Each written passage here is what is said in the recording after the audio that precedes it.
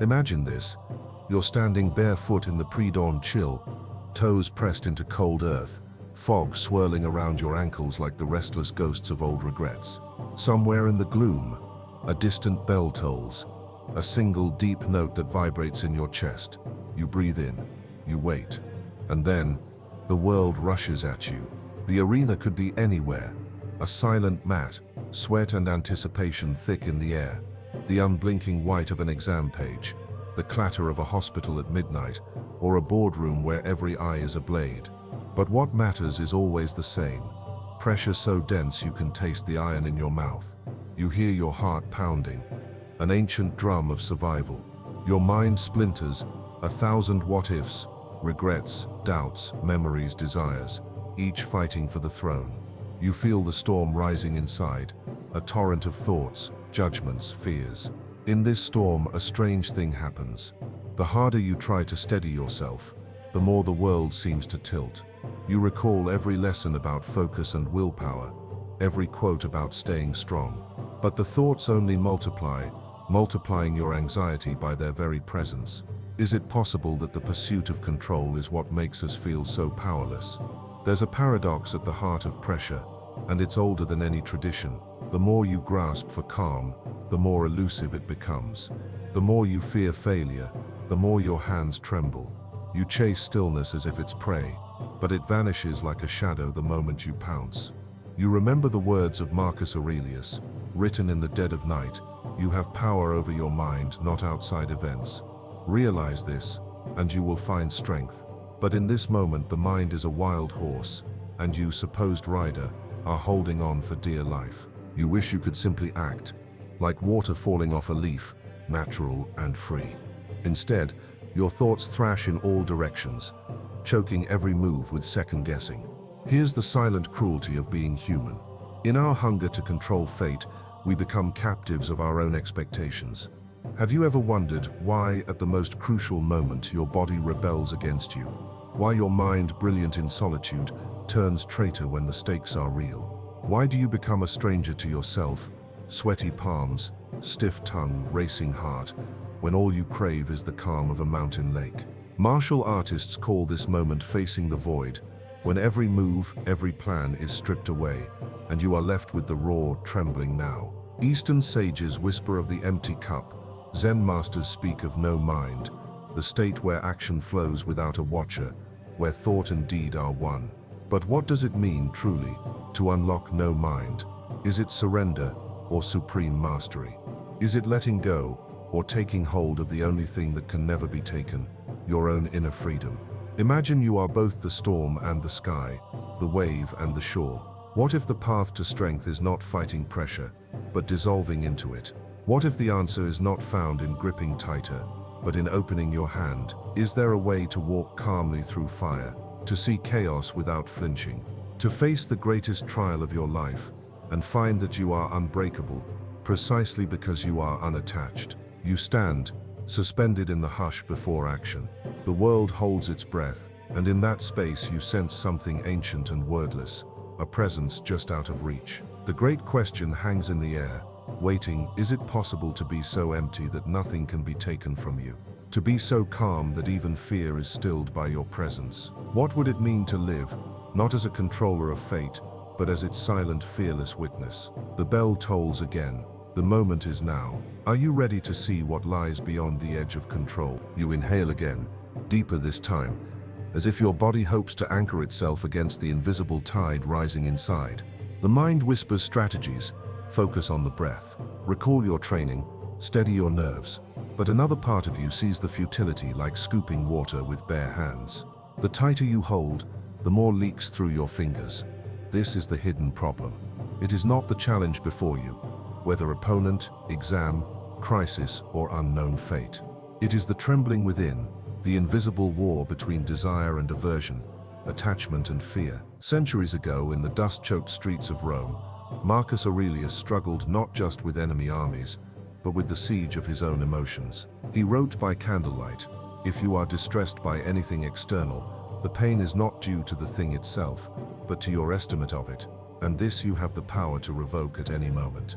Yet he, an emperor, felt the pull, fears, hopes, regrets, longing for peace. Epictetus, once a slave, found the key in another paradox. We suffer not from the events in our lives, but from our judgment about them.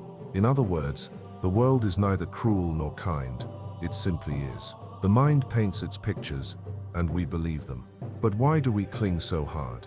Why, when faced with uncertainty, does the mind spiral into catastrophe, replaying old failures, scripting future disasters? Why, at the moment when stillness would save us, do we chase after it with such frantic energy? The Stoics saw the root attachment to a particular outcome, to comfort, to reputation. We imagine happiness is on the far side of success and agony, on the far side of failure. The mind becomes a theater of imagined futures, none of which exist, all of which sap our strength. Seneca, writing as Rome burned, observed, "He suffers more than necessary, who suffers before it is necessary." We suffer twice, once in reality, once in imagination. Eastern philosophy too saw this. Lao Tzu wrote, "When I let go of what I am, I become what I might be, but letting go is harder than holding on." The mind, conditioned by years of striving and protecting, tightens its grip in every moment of risk. Confucius, the gentle reformer, taught that harmony was not achieved by stamping out chaos, but by understanding one's role within it. He who conquers himself is the mightiest warrior. Here, mastery is not over the world, but over the ripples inside the heart. But the mind is clever. It disguises attachment as virtue. It whispers, "You must care, you must try harder, you must win." And so effort becomes tension, desire curdles into anxiety.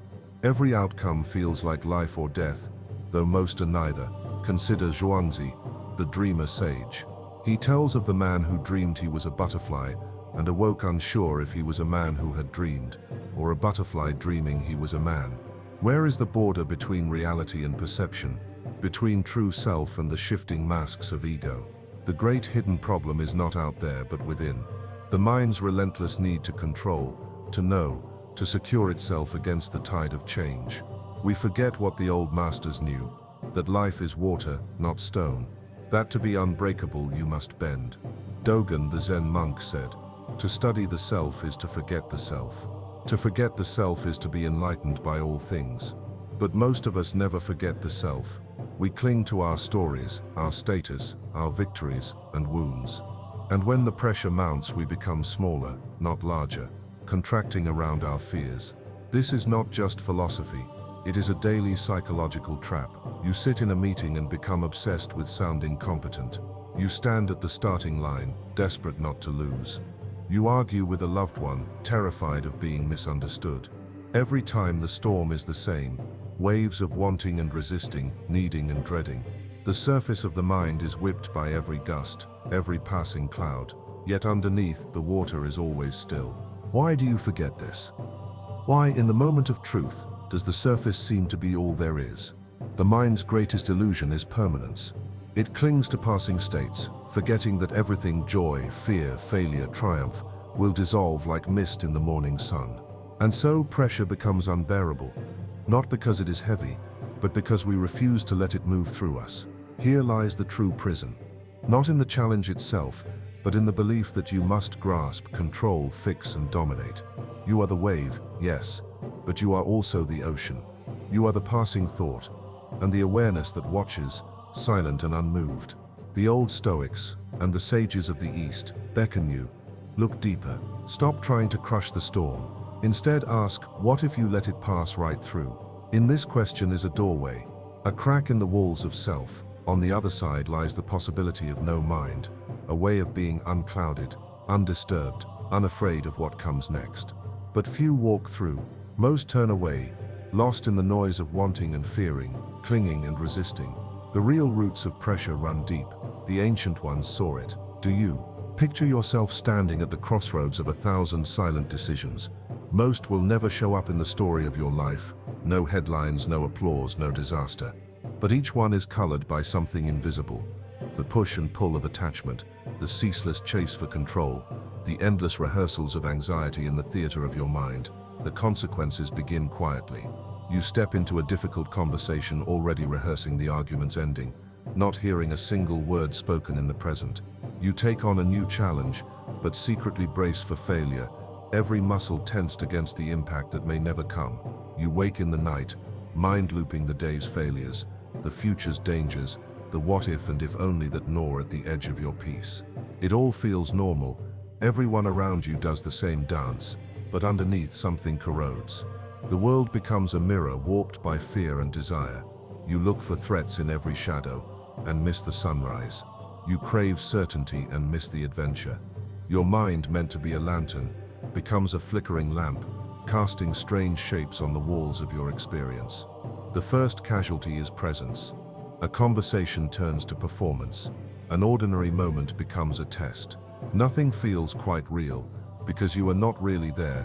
You're lost in your head, living in a phantom future or replaying a ghostly past. Marcus Aurelius named it, "Nowhere you can go is more peaceful, more free of interruptions than your own soul." But when you're ruled by pressure, your soul is no longer home. It is a battlefield, an anxious outpost on the border of tomorrow. The second casualty is wisdom. You begin to see only what you fear or desire. Cognitive biases multiply. Confirmation bias. You notice only evidence that confirms your worries. Catastrophizing. You imagine the worst, preparing for storms that may never come. Ego involvement. You become attached to being right, to being seen, to being validated. You lose the simple vision of a child, who plays for the joy of it, who cries and laughs without calculation. The mind becomes a fortress. Every experience is filtered for threat or advantage, and the world shrinks to the size of your expectations. In this way, the unseen consequences stretch far beyond a single bad day or a moment of stage fright. Over years, the riverbed of your character is carved by anxiety and overthinking. You become brittle, defensive, quick to anger, slow to trust. Like a tree strangled by its own roots, you mistake tension for strength. Culture encourages this sickness. From early on, you're taught to strive, score higher, run faster, win more, be admired. Achievement becomes the measure of worth. Mistakes become shameful. You learn to fear embarrassment more than injustice, to avoid risk more than regret. Social media, with its endless scroll of curated victories and flawless lives, turns comparison into an open wound. You forget that you're seeing the surface, like water reflecting only the sun, never the silt below. In society at large, this pressure breeds conformity and competition. Whole groups become attached to outcomes, winning, being right, dominating the story. Nations go to war over insult, leaders freeze in the face of new ideas. Innovation wilts beneath the heat of collective anxiety, and all the while, the great illusion persists that control is possible, that outcomes can be tamed, that happiness is just one more victory away. But beneath the surface, Taoist wisdom ripples. Be like water, said Lao Tzu. Water does not compete, does not resist the shape of the stone. It yields, it flows, but in the end, it wears down mountains. The Stoics echoed this. The obstacle is the way, the very thing you fear is the doorway to freedom. But only if you stop resisting, stop grasping, and meet reality as it is. Imagine a swordsman in a duel. If he enters the fight thinking only of survival, his blade hesitates, he dies by his own hesitation. If he obsesses over victory, he's blinded by ambition, he opens himself to defeat. Only when he moves with no mind, no self, no clinging, does he act with perfect clarity. In ordinary life, the same law applies. The speaker paralyzed by the need to impress. The athlete who crumbles under the weight of expectation. The lover who cannot hear because they fear being left. The artist who never begins, fearing the empty page. Everywhere, people haunted by the ghost of what should be lose touch with what is. The greatest loss is not failure, but the slow suffocation of the spirit by anxiety's steady grip. A life lived as if holding breath, waiting for permission to relax, for guarantees that never arrive. The world becomes smaller. Joy, once spontaneous, now comes at a cost. Only if you deserve it. Action, once free, is measured and rationed. Even rest is a negotiation with the inner judge. And yet, there is a way out, but it cannot be found by doubling down on control or by perfecting strategies for comfort. The urgency is silent, but real. If you do not awaken from this trance, your days will pass in a fog, haunted by a pressure you never understood, chasing freedom in the wrong direction. The ancient teachers offer no easy escape. They invite you to see, not with anxious eyes, but with the calm clarity of someone who knows they are both the passing wave and the ocean underneath. So pause now and feel, what has this unseen pressure cost you? What do you lose day by day when you trade presence for the illusion of control? There is a breakthrough waiting, one that does not require more effort, but a deeper kind of seeing. The wind moves through the trees, whether you resist or not. The river flows with or without your command. Are you ready to stop fighting and see the path hidden in plain sight? A single candle flickers in a darkened room. The air is thick with silence, and the flame sways not from the chaos outside, but from the quiet turbulence within. You watch the wax melt, time dripping away. Suddenly, a question pierces the hush. What if everything you know about strength is wrong? This is the beginning of rebellion, not against the world, but against your oldest reflexes. Here, the way out does not look like a new technique or one more layer of armor. It is a revolution of perception, a letting go, not a locking down. The rebellion is radical because it asks you to turn toward the very pressure that threatens to break you. The ancients understood that only in embracing the storm could you discover the calm beyond it. Start with a paradox. To gain control, you must first give it up. To move without error, you must stop worrying about mistakes. To unlock no mind, you must be willing to lose yourself entirely. What does this mean practically? It begins with the discipline of perception, Stoic and Zen alike. Step 1. Accept impermanence. Look around. Nothing you see will last. The sun will set, the cup will shatter, the breath will end. Seneca warned, let us prepare our minds as if we'd come to the very end of life. Let us postpone nothing.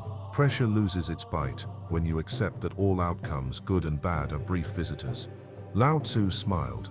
Nature does not hurry, yet everything is accomplished. You cannot hurry the river, nor can you still it by force. What if you welcomed change like an old friend? Step 2. Master self-perception. You are not your fear. You are not your ambition.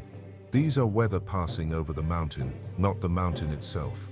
Marcus Aurelius practiced, choose not to be harmed, and you won't feel harmed. How? By seeing thoughts and emotions as clouds, not commands. In meditation, this is the art of noticing a breath, a sound, a feeling, without clinging or aversion. In battle, it is the same. The heart pounds, the mind races, but you let it be. You do not feed the fire with more fear. Instead, you become a silent observer. Zhuangzi taught, flow with whatever may happen, and let your mind be free. Stay centered by accepting whatever you are doing. This is the ultimate. When you meet each moment nakedly, without judging or labeling, the storm cannot touch you.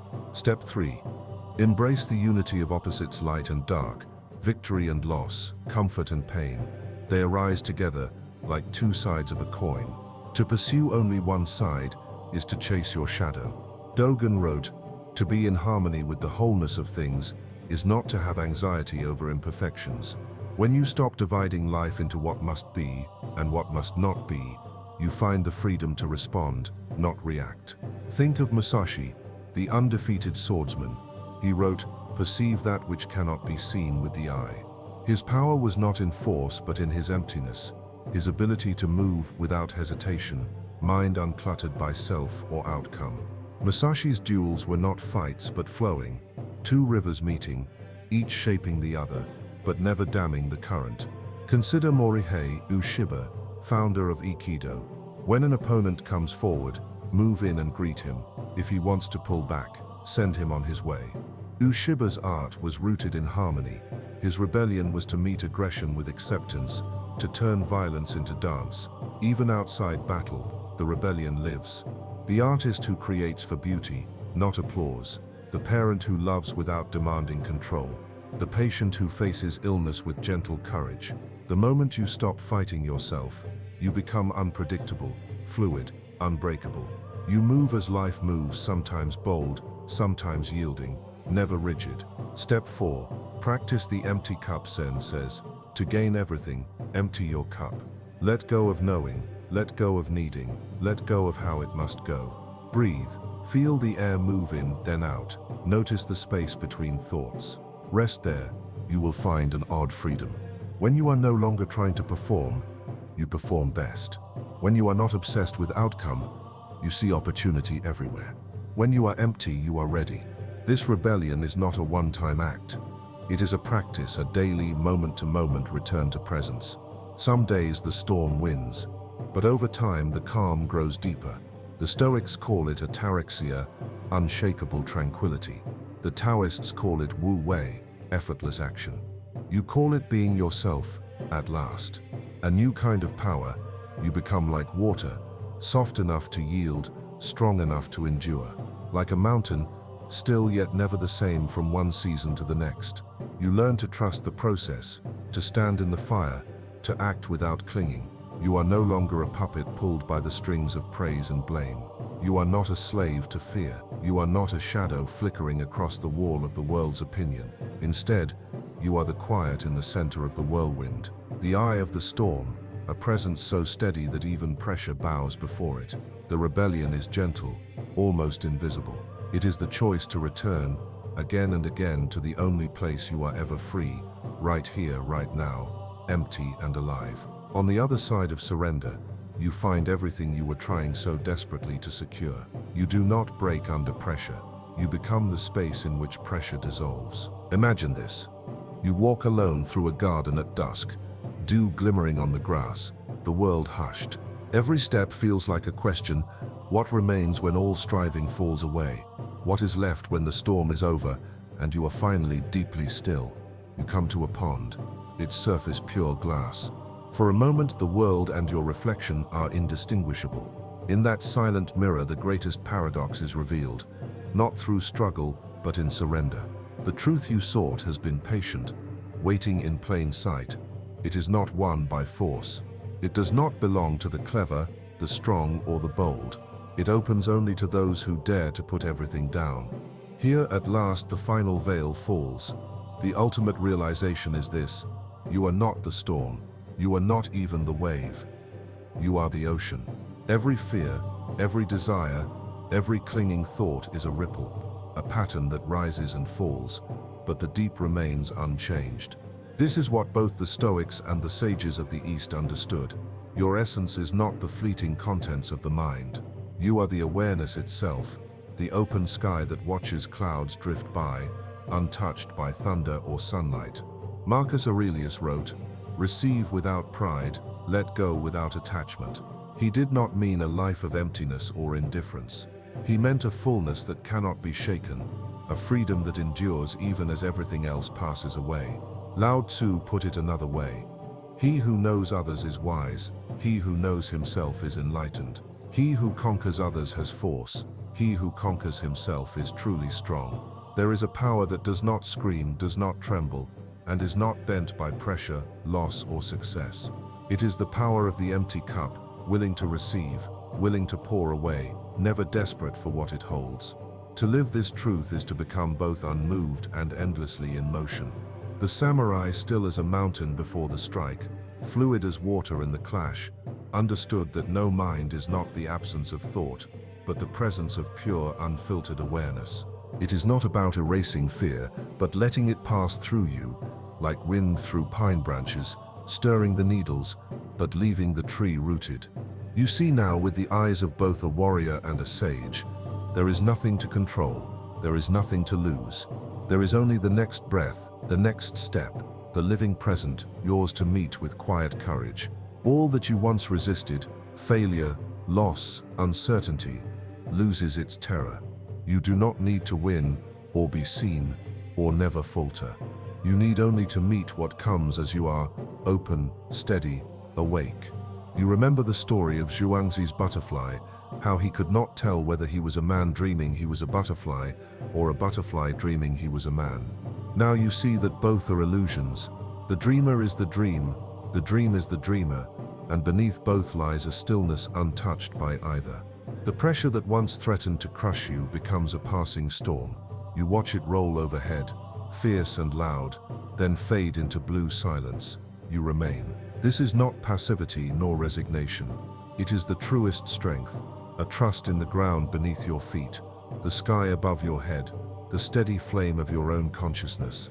To unlock no mind is to see, At last that all the tools of battle, control, strategy, striving, are useful only when wielded by the one who is not caught in their spell. You become the sword and the hand that holds it, the dancer and the dance, the empty space between each note. The discipline of Stoicism and the flowing wisdom of the East are not opposites. They are two wings of the same bird. To fly, you need both the courage to stand your ground and the humility to let go. The truest mastery is not mastery of outcomes but of self, not a self that is small, grasping or fearful, but a self as wide as the ocean, as silent as dusk, as patient as the mountain. So you bow to the pressure, thank it for its teaching, and walk forward, no longer haunted by what might happen, no longer divided by should and shouldn't, no longer a stranger to your own life. Now, in the quiet after the storm, you find what all warriors, philosophers, and sages have discovered under open sky. The only thing that cannot be broken is the awareness that watches all things pass. The only victory that matters is the return to this presence again and again, no matter what. When you are empty, you are free. When you stop clinging, you can finally move. When you surrender the need to win, you win a peace beyond victory or defeat. The bell tolls, but now it is only music. The world rushes in, but now you are not swept away. You move as the river moves, effortlessly, strong and clear. You have unlocked no mind, and nothing can touch you because you have become everything and nothing at all. Sit with this truth. Let it settle in your bones. Let it shape the way you meet the next challenge, the next day, the next moment of pressure. The world will not stop pressing, but now you know you do not need to stop it. You need only be here, fully, deeply, empty as the sky, free as the sea. This is the path. Walk it with quiet joy,